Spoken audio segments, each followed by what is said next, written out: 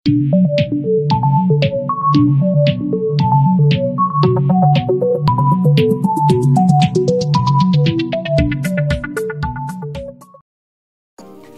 mga kanegosyo. Ngayon ay magpi-printer review tayo. Bali mag-a-honest review tayo tungkol sa printer na to. At sasabihin ko yung pros and cons ng printer na to. Ang printer na re-reviewin natin ay ang Brother T310. Ito yung pinakauna kong printer. At binili ko siya sa SM Dasmariñas. Binili ko siya noong 2019. So medyo matagal na tong printer na to. Mas maganda kasing reviewin yung printer kapag nagamit mo na siya ng ilang taon para alam mo na yung pros and cons niya. Ginagamit ko na tong printer noong 2019. Ngayon ay 2023 na. So matagal ko na siyang ginagamit.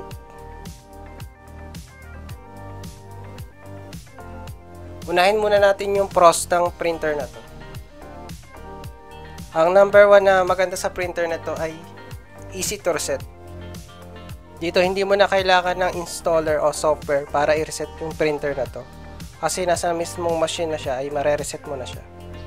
Punta lang kayo sa initial setup tapos reset. At pag nakita nyo yung machine reset, click nyo lang. Tapos yung up na arrow.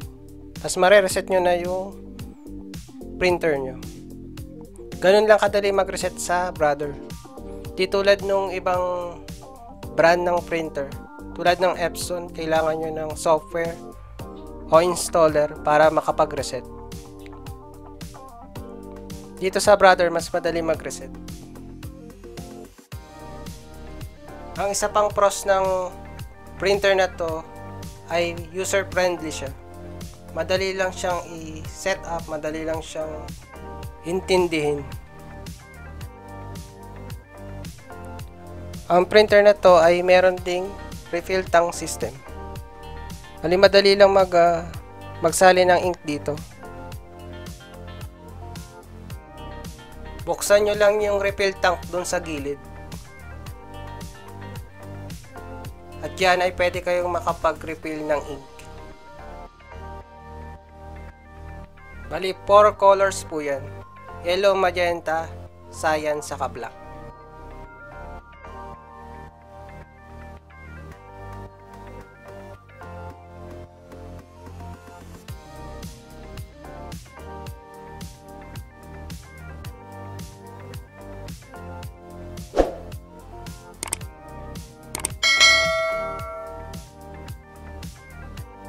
Ang Brother DCP T310 printer ay 3-in-1 printer.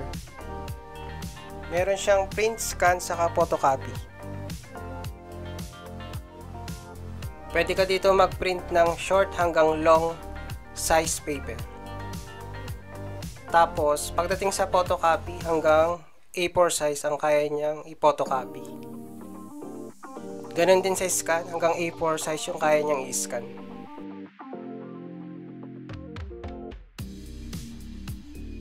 Tapos ang page yield ng printer na to ay up to 6,500 pages for black and white. Tapos 5,000 sa colored.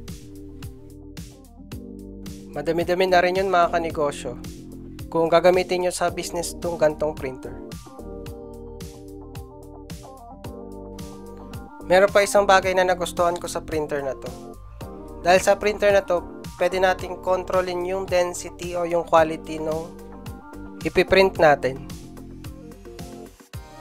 Magbibigay ako ng sample. Bali, gamitin natin yung density ng printer na to. Kung paano nga ba siya ginagawa.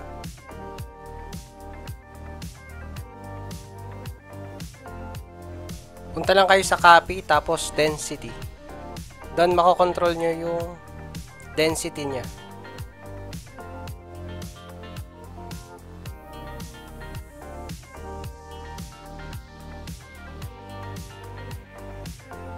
Yung quality, pwede nyo rin gawing normal o kaya best.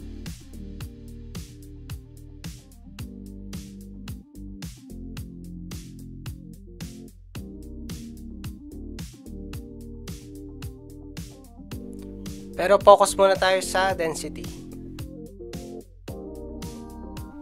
So ano nga ba yung density sa printer? Bali ito yung tingkad ng pagkaka-print mo. Dito sa Brother TCP T310 ay pwede mong kontrolin yung density o yung tingkad ng pagkaka-print mula sa madilim hanggang sa maliwanag. Kaya isa to sa mga pinakagusto ko sa printer na to. Pag may customer kasi kami na nagpapa-photocopy tapos medyo malabo yung document niya, tinataasan ko yung density para medyo lumiwanag yung ipo-photocopy namin. Mag-sample tayo ng photocopy sa printer na to. Tapos taasan natin yung density.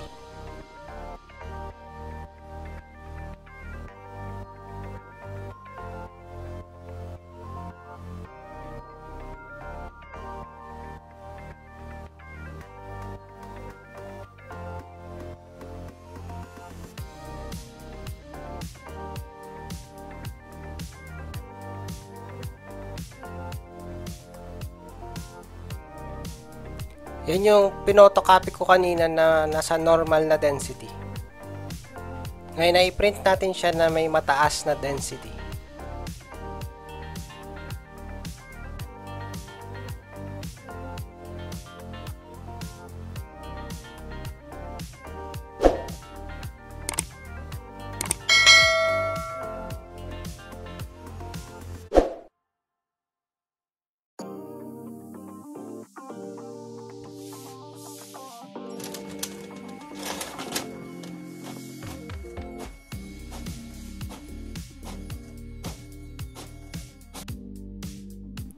At ito na yung naging resulta. Pinas forward ko na.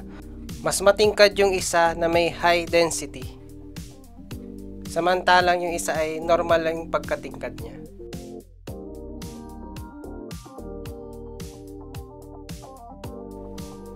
Dito pala nilalagay yung papel sa printer na to.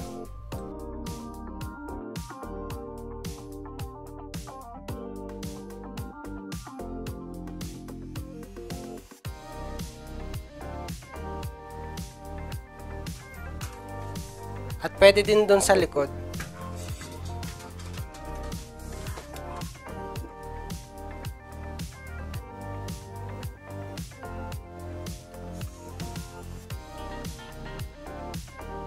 Mapunta naman tayo sa cons ng printer na to. Bali, ang isa sa mga cons ng printer na to ay hindi siya nakakapag-photocopy ng long.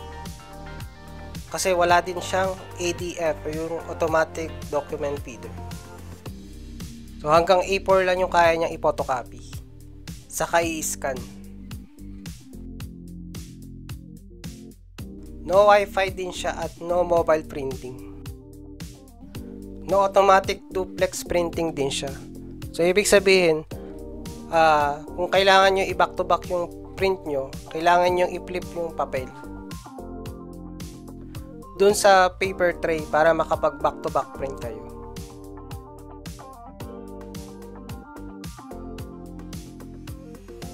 Yan, nabubuksan din siya mga kanegosyo. Bali, minsan linisin nyo din yung loob niyan, minsan kasi maalikabok. Kasi isa ang alikabok sa nakakasira din ng printer.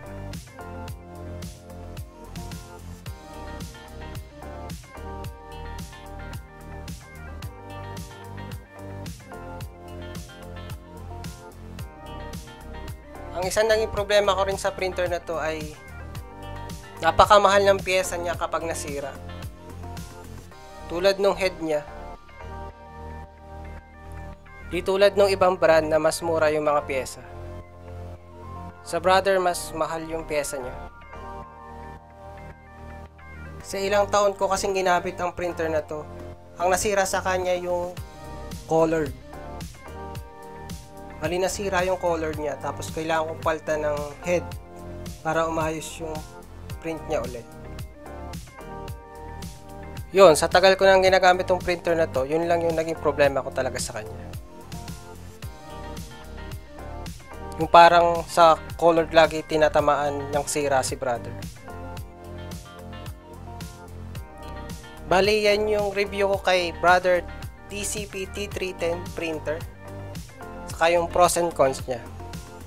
Bali, hanggang dito na lang mga kanegosyo. Pa-like, subscribe at hit mo na rin ang notification bell para updated ka palagi sa mga video na i-upload ko na may kinalaman sa printing business. Thank you!